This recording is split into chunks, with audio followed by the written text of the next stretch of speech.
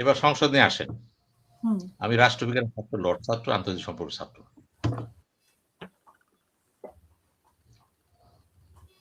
লতে একটা কথা আছে, popular sovereignty and legal sovereignty.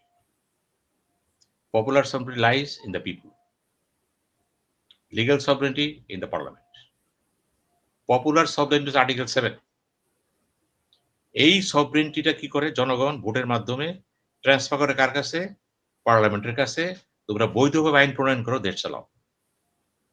আমরা কিছু লোক সেট করে দিলাম। পাওয়ারটা কার কাছে আসলো? Popular sovereignty.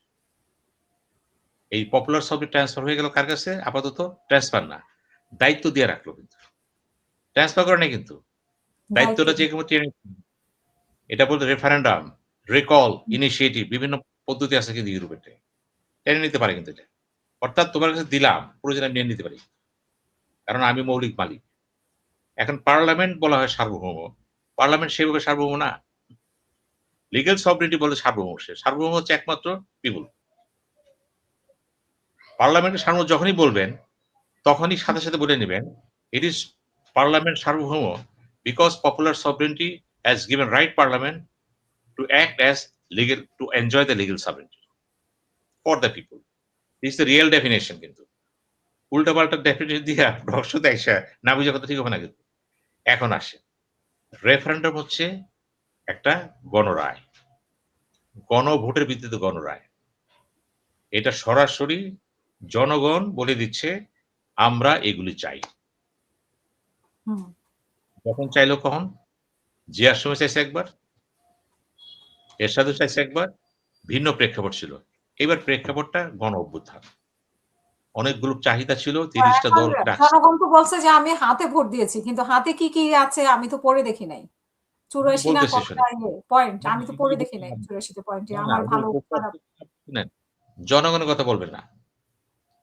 জনগণ যখন ভোট দিয়ে দিছে, সে পইরা দেখ বা না পইরা দেখ, আপনি যখন বিয়া করে ফেলাইছেন, বিয়া বুঝা না বুঝা বিয়া করে কাবিনে সাইন দিয়েছেন, তো বিয়া করে দিয়েছে আমি তো বুঝতে পারি নাই, এটা তো মেয়ে না, বিয়া করবো না, এটা ছেলে না, এগুলি তো হাস্যকর ব্যাপার সবাই। এগুলি জনগণ ভোট দিচ্ছে 62%।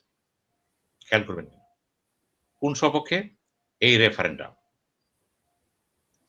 তাহলে 4 কোটি দিচ্ছে ভোট তার পক্ষে, 2.5 কোটি ভোট দিচ্ছে বিপক্ষে, 4.5 কোটি পক্ষে, 2.5 কোটি বিপক্ষে। ঠিক আছে, 2.5 কোটি যারা বলছে, 2.5 কোটি যারা দিচ্ছে তারা কি বুঝে দিছে? আসে প্রশ্ন নেন। আপনি বলতেছেন যারা দিছে পক্ষে তারা বুঝে নাই, যারা দেয় নাই তারা কি বুঝছে? তারা এই জন্য দিয়েছে, আমি দিলাম, কি লাগছে আমি দিবই না। দুই পক্ষে কিন্তু অজ্ঞ, দুই অজ্ঞকে নিয়ে কথা বলবেন যখন, তখন কিন্তু মেজরিটি জিতবে। দুইটি অজ্ঞ ফাইট, দুইটি কানা, দুটি কানা যখন বলবে এটা বল,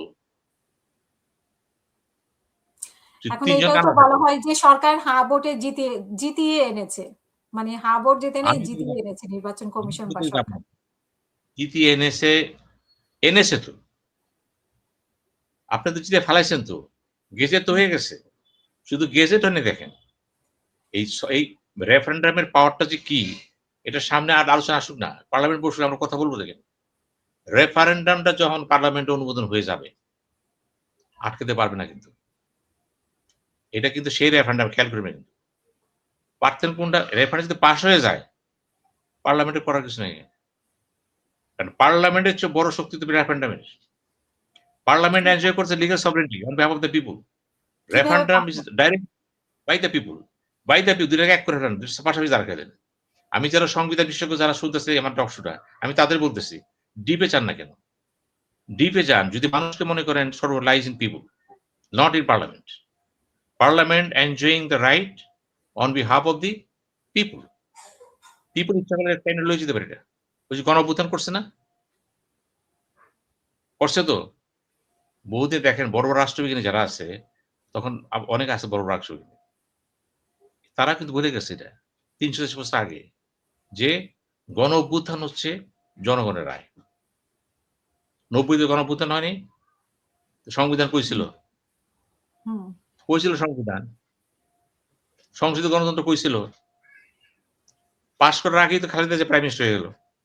ওটা তো এরশাদের রাষ্ট্রপতি শাসিত সরকার ছিল। যখন পাশ করে গেল, খালেদা এখন জিয়া। সরকার যদি না চায় এটা কি হবে? যেহেতু ২/৩ মানে সরকার, বিএনপি সরকার। এটা তো হয়ে গেল সে কেন? ত্রিদলীয় ঐক্য জোট এটা ছিল। ত্রিদলীয় ঐক্য জোট দেখেন, ওটা তো পাস হয় নাই তো। ছিল হুম, মাত্র। আর এটা তো একের বৈধভাবে আদেশ দিয়ে পাস করা হয়েছে এটাকে। এখন আসেন, আমি আরো গভীরে যাই। শপথ দিচ্ছে কে? Chief election commissioner. যখন কাগজ পাঠাইছেন, কাগজে কি লেখা ছিল মেম্বারদের?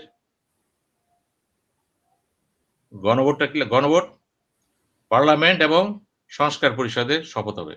কার্ড বাইর করেন দেখেন না? ওই যে কার্ড ছাপাইছিল না? ওই কার্ডটা দেখেন তো কি লেখা আছে?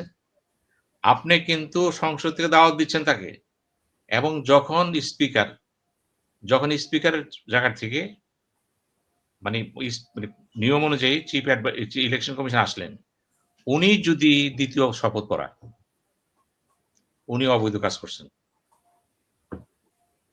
হুম, অবৈধ কাজের জন্য তাকে বিচার হবে। এর রাইট তারা কে দিছে? বা এই কার্ড ছাপানোর রাইট কে দিছে?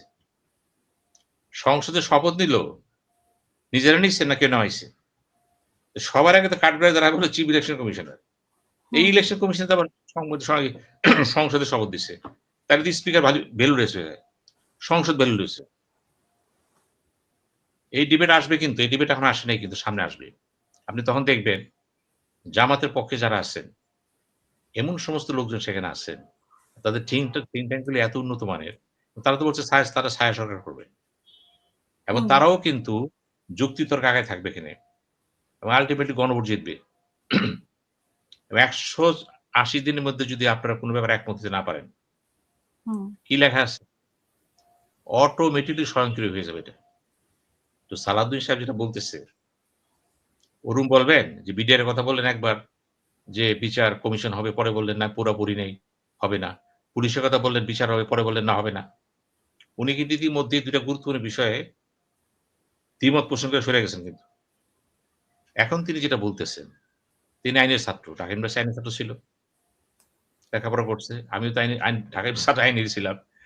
হুম, তো প্রশ্ন হচ্ছে এখানে সবচেয়ে বড় মৌলিক প্রশ্ন হচ্ছে এখানে, আপনি যেখানে ১৮০ দিন পরে যদি না পারেন, এটা অটো হয়ে যাবে।